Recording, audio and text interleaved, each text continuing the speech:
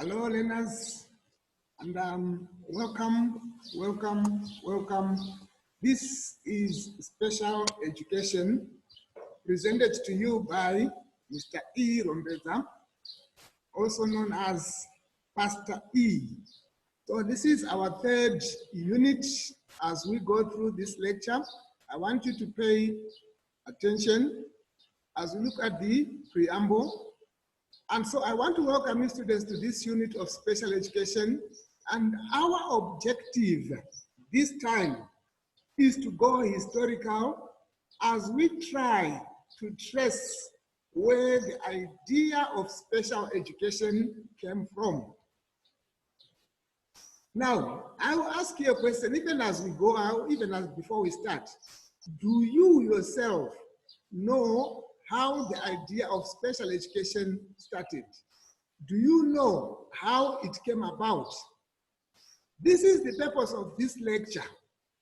It will therefore avail to you, trainee teachers, the opportunity to be acquainted with knowledge about, first, how special education developed the world over. Secondly, how special education started in Zambia. And then thirdly, which may not be the least, the facilities which are needed to help students who have special needs. So, by the end of this lecture, therefore, you should be able to, number one, trace the general history of special education. Number two, you should be able to narrate the history of special education in Zambia. Number three, you should be able to describe the role of the Zambian government in special education. And then last but not least, you should be able to state those measures that have been put in place to cater for students with special needs. So those are the objectives that we have for this lecture. And again, by the end of this lecture, you should also be able to describe some disabilities, state causes of these disabilities, and then perhaps suggest possible solutions to help students with those disabilities that would have been listed or would have been dealt with. We are going to start by tracing the history of the development of special education the world over. Why we want to do that is because we believe that history provides a firm foundation for the future. Those of you who study history will tell us that we understand our present situation because of our past. In other words, we are able to understand who we are today because of what happened in the past. And we are able to predict our future because of what we are going through in the present. So our present helps us to have an idea of what our tomorrow will be like. Now, before we proceed, I want you to follow me as we look at this activity, which I will give you an opportunity to do. And as I always say, you can actually pause this lecture as we look at this activity. So from your previous lectures, those lectures that we have done together, what or which students would you say should be provided with special education? You are looking at our previous lectures, which we have conducted together, and from those, you should be able to say, or should be able to tell which students should be provided with special education. Now, we continue with our lecture, hoping that you have gone back to look at those lectures and you have come up with some answers that are meaningful, because it's simply going back and regurgitating from what we did in the previous lectures.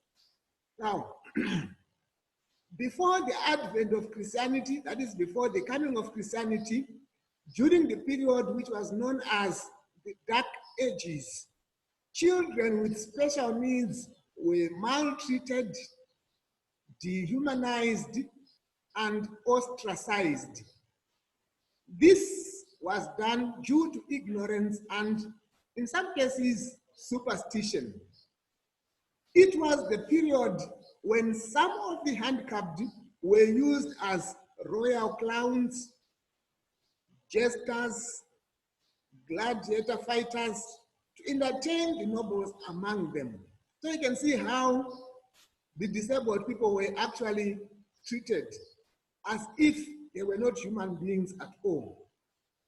Some of the disabled were locked up in asylums, believing that they were actually demon-possessed. For most African societies, however, and many other ethnic groups, the native doctors established backyard or custodian centers for lepers and lunatics long before the missionaries came. The deaf and the crippled were naturally integrated into the communal culture and activities with less bias. In other words, they were thought to be better than the others. Now, in the same way, in Zambia, children with special needs were not catered for. No special education provision was made for them. And here we're talking about time immemorial, things which used to happen in the past, that there was no special education provision which was made for those who had special needs, even here in Zambia. So we see that people with disabilities have existed from the earliest history of men. In other words, we have always had the disabled among us, right from the onset, from time immemorial. These people have always been around. Now, before the coming of Christianity, people with disabilities were gotten rid of. In other words, people did not want to have anything to do with those people who had special needs, and especially the disabled. Other disabled people were suspected to be possessed by evil spirits, and these spirits had to be cast out for those people to be normal. And that process of casting out evil spirits was known as, or is still known as, exorcism.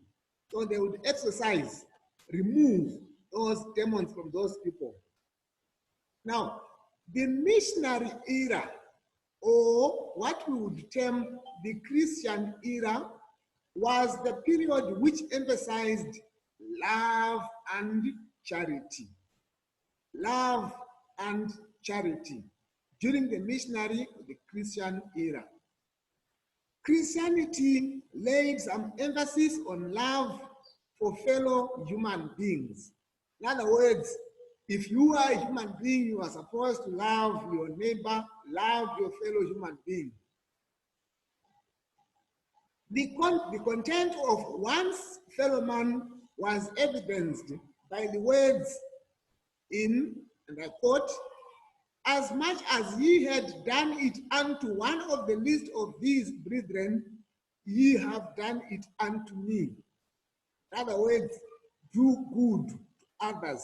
The encouragement is to do good to your fellow men, knowing that you are doing it as unto God.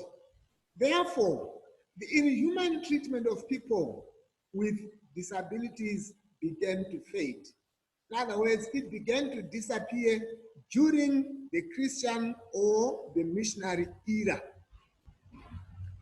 With the coming of the missionaries, therefore, people became preoccupied with the establishment of institutions for the handicapped. They became preoccupied with the establishment of institutions for the handicapped. they became preoccupied with formulation of laws and policies that directly affected the administration of special education. So that now became their business of the day, every day. People were occupied with activities from agencies and philanthropic groups who joined the missionaries and the governments in setting up schools, rehabilitation centers, and institutions for the disabled. In other words, it became a responsibility of a lot of people to try and cater for those people who were disabled. And all this began with the advent or with the coming of the Christian missionaries. So before we proceed, I would want you to look at this activity and do it honestly, and as usual, please, if you can, pause this lecture so that you can do this activity, and then after which you can proceed. So the question number one, or activity number one, is what were the misconceptions about the disabled people in the society? For this answer, you can even go back to the other previous lectures that you have had together to try and consolidate your answer.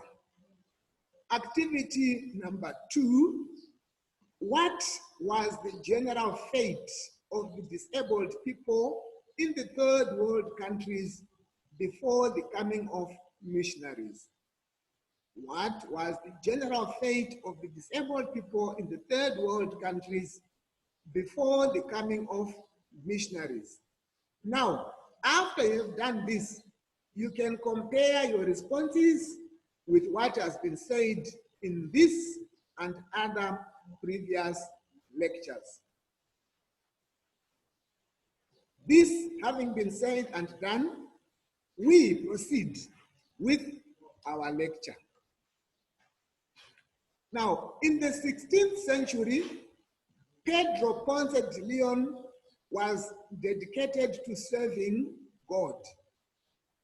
This man was Spanish and he was a monk.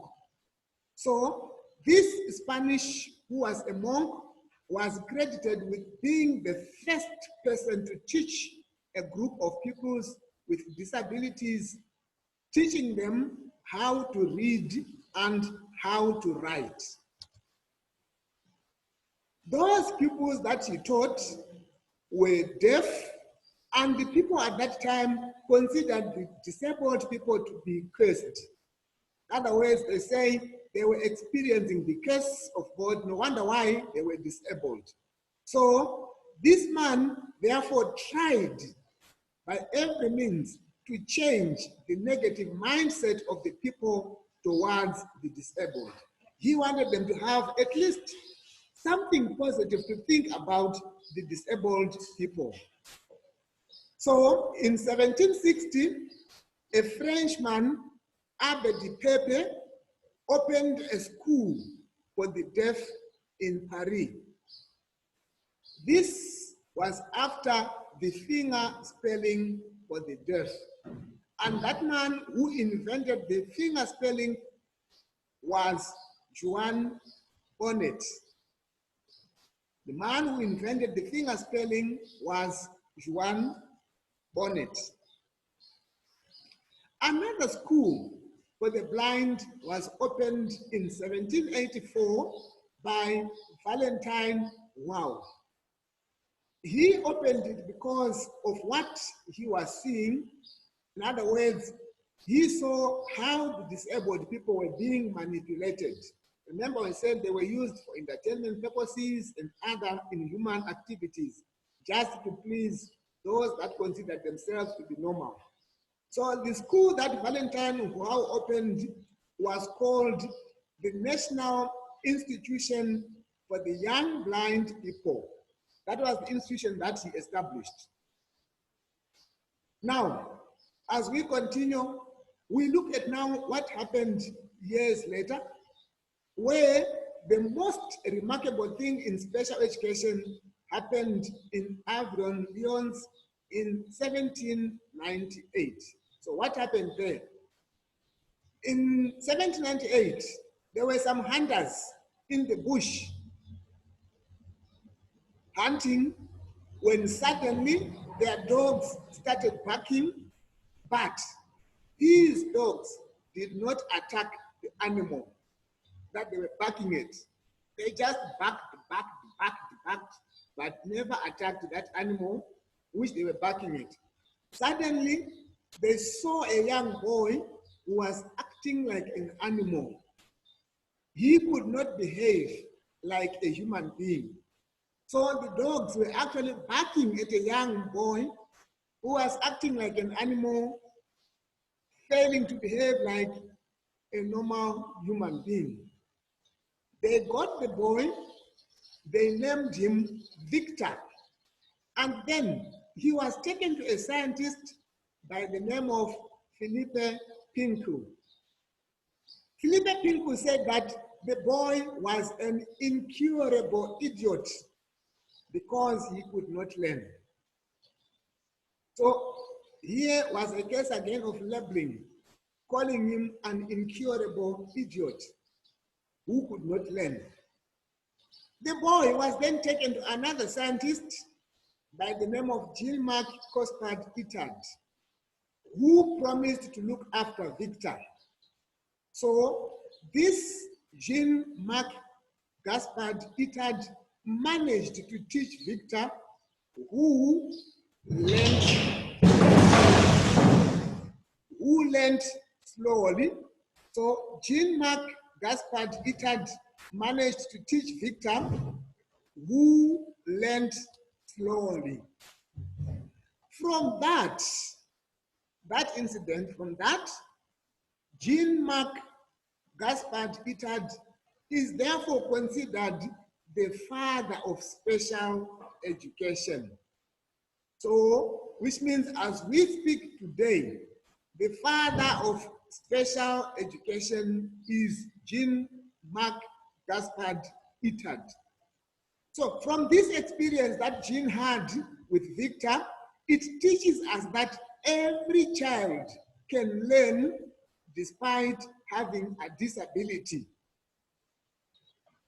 Disability does not mean inability. After what Jean-Marc Gaspard-Itard did, it spread around Europe, this period was known as the institutional movement, that is between 1800 and 1900. So during this time, there emerged asylums and institutions for the disabled people. Why did this emerge, or why did these institutions emerge? It was because the disabled were supposed to be kept out of sight of normal people, and they were kept in inhuman conditions, and there, some of them actually died. In the latter 18th century, we see the emergence of public schools and special units. So many schools were opened in England, Britain, and America. This is how special education was started at a world level. So what we have done up to this point is to look at how how special education was started or was developed the world over. Now, before we proceed, I want you students to take time to reflect as you answer the following. And this is the activity that you are supposed to do, and perhaps try and do it honestly and be fair to yourself. And as usual, you can pause this lecture and proceed after you've answered those questions that are there for you. The first activity is, who is regarded as the father of special education? Don't start by going back to look at your answers from the notes, but just try and answer them by yourself before you can go back to look at the notes. Activity number 2, who was the first person to teach disabled pupils how to read and write? And then the third one, the third activity, who invented finger spelling? I hope you have done those questions and have written those answers truthfully to yourself. Now that you have reflected, it is time that we move on with our lecture. And this time, we want to look at the history of special education in Zambia. We come closer home as we trace how history developed, how special education developed in Zambia. Like general education, special education was started by the missionaries in Zambia. So there was no one who started or who had the idea of dealing with those special needs children until the arrival of the missionaries. So it was the missionaries who actually began the idea of special education even here in Zambia. The first missionaries to open a school for the blind belonged to the Dutch Reformed Church, which was led by Eyal Hoffmann in 1905 in Magwero in the Eastern Province. And the first government school for the blind was opened in 1920 in the Western Province, where the first people to be recruited at this school was Lazaro Banda. In 1910, Ella Botes opened another school for the blind at Mazimoyo, and yet another one in Nanje. So you can see the trend is continuing. More and more centers and schools are being opened for those that were disabled. The Roman Catholic missionaries came onto the scene, and they also opened a school for the blind in Ndola.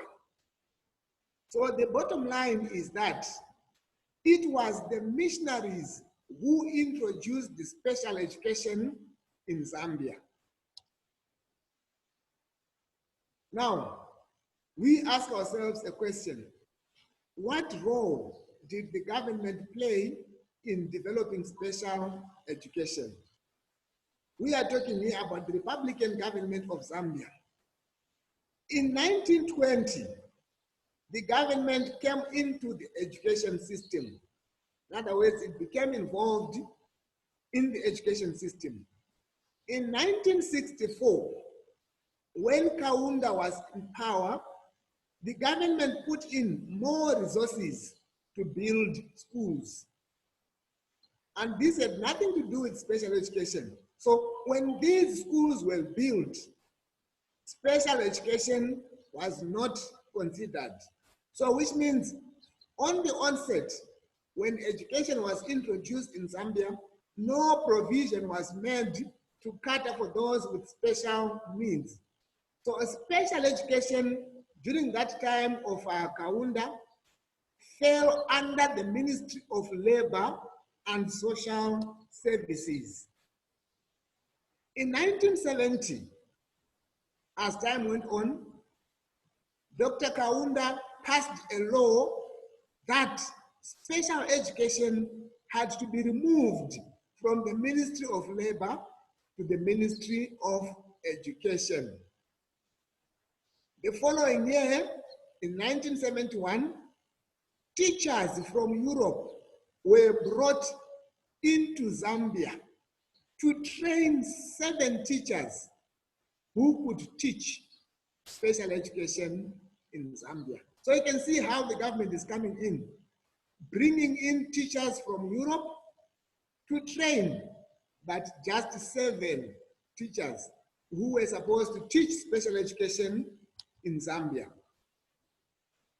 A school was opened for these 7 teachers in Lusaka. And it was called Lusaka College for the Handicapped. And it has been very influential for the SADC region. By then, that is that time, only the certificate courses were offered.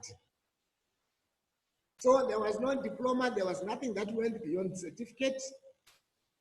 More lecturers were brought in, and the school advanced to offering postgraduate diploma courses. So it graduated from offering certificate to diploma courses. And that school in the present day is called Zamise.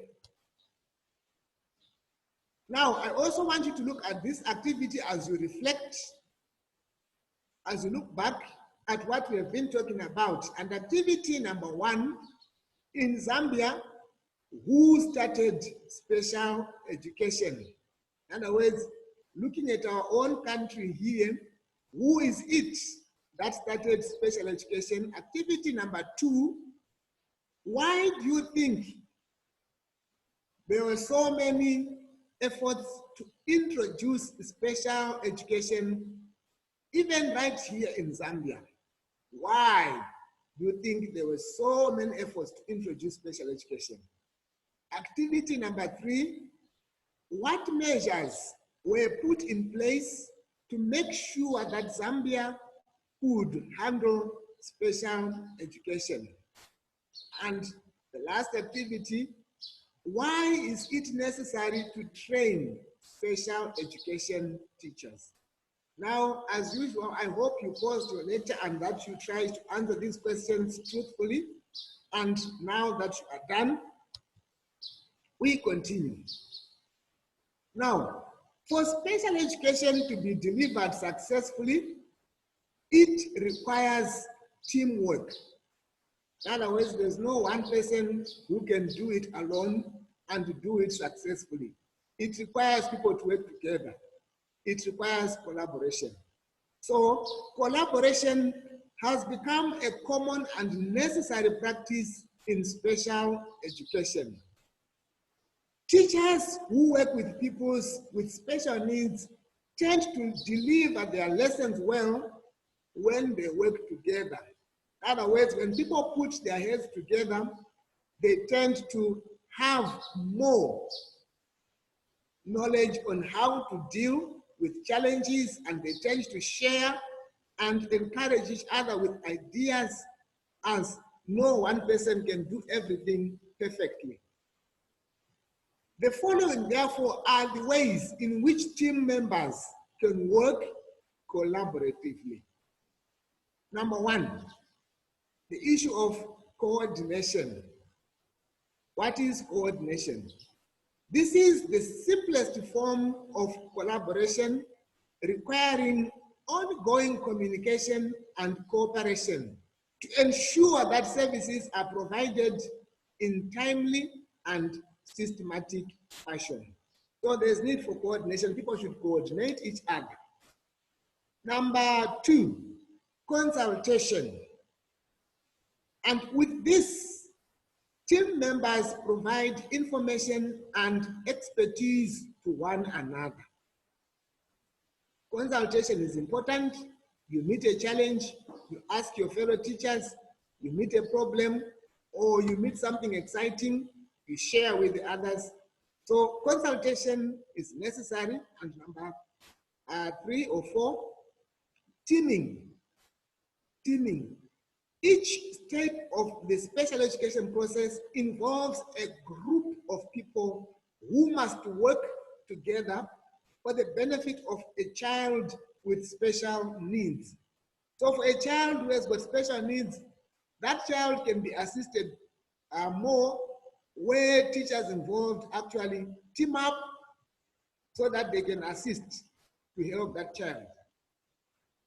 We go on, learners, and move on with this lecture.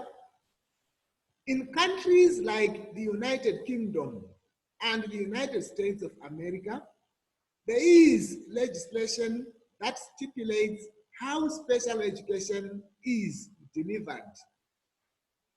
In America, for example, the Individuals with Disabilities Education Act of 1992 requires that pupils with disabilities be educated in the least restrictive environment. What do they mean by that? The least restrictive environment is a setting that is closest to a regular school program and which also meets the child's special educational needs. It can be suitable for one child, but may not be suitable for another. Like they always say, one man's meat is another man's poison. Educating Our Future, that is our policy in Zambia, strongly recommends that pupils with special educational needs must, as much as possible, be integrated into the normal life and activities of the community and ordinary schools. It is a provision. So it further recommends that the special needs of a pupil should be the determining factor as to whether the child be placed in a regular classroom or in a special school. Today, as we speak, children with special education needs are provided with a continuum of services. And we're talking here about Zambia. Right now, there are specialized facilities. That is, we're talking about now special education continuum of services. There are specialized facilities which have been made available to students with special needs. And such facilities include hospitals, units, specialized units, home-based care, cheshire homes, and many others. Pupils who are placed in specialized facilities that we have just listed are those that require protection that cannot be provided in public schools. In other words, we're saying public schools have got a limitation and there are certain things that they cannot do for special students. There are usually very few pupils in these specialized facilities. Then, number two, we have special schools.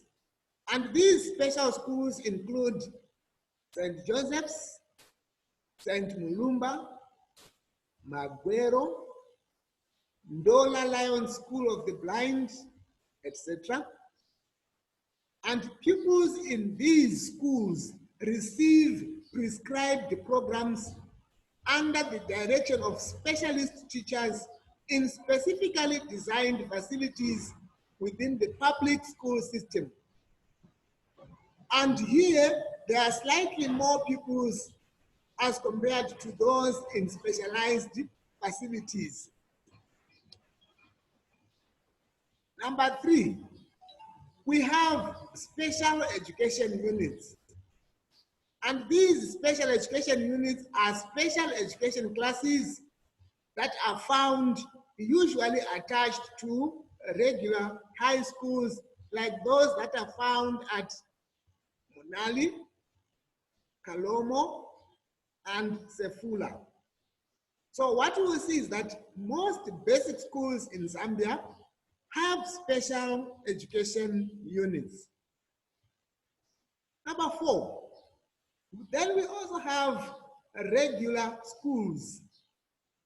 Here, that is in regular schools, pupils receive instructions together with those that have no disability, and this is done under the supervision of the regular class teachers. And these teachers are just like you, because you are going to meet such students in the classes that you're going to teach. In addition, the special learners spend some time learning on their own or in a resource room, and there's usually consultation with the teacher. So in other words, conditions are being created for those special learners so that they can benefit a lot from the normal learning situation.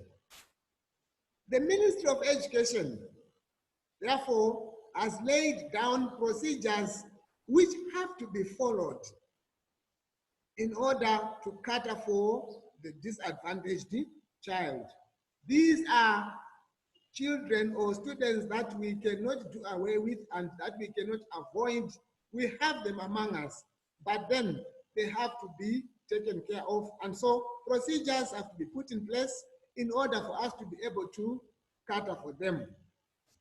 Now, dear learners, everything that has got a beginning has to come to an end.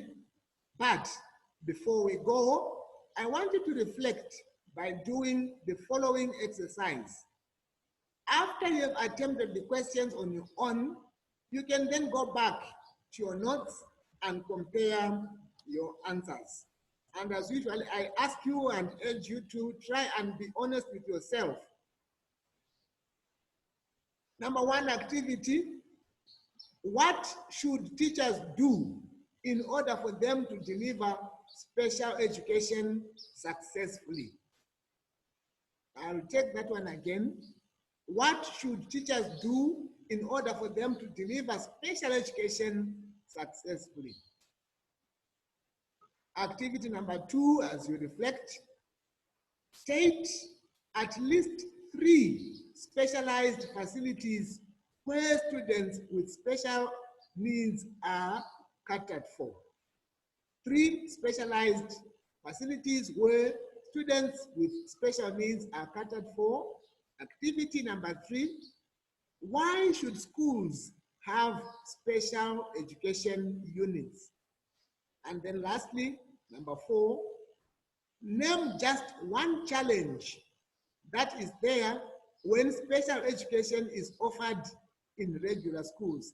These are the schools that you yourselves are going to be teaching in, and you are going to be handling special education. How is that going to be a challenge when you deal with those that are special in your class? Finally, here is an assignment for you, and that assignment is in 2 parts. And the first part, or part number 1, trace the history and development of special education up to the time it got to Zambia. And part 2 of that question, why should special education be included in the curriculum of prospective regular class teachers? We are talking about yourselves here. Why should you learn special education when you are going to be a regular class teacher? So this assignment should be done in about 2 weeks' time, and I've penciled it that it should be done by the 22nd of May, 2020. So we have come to the end of our lecture. Thank you so much for your attention.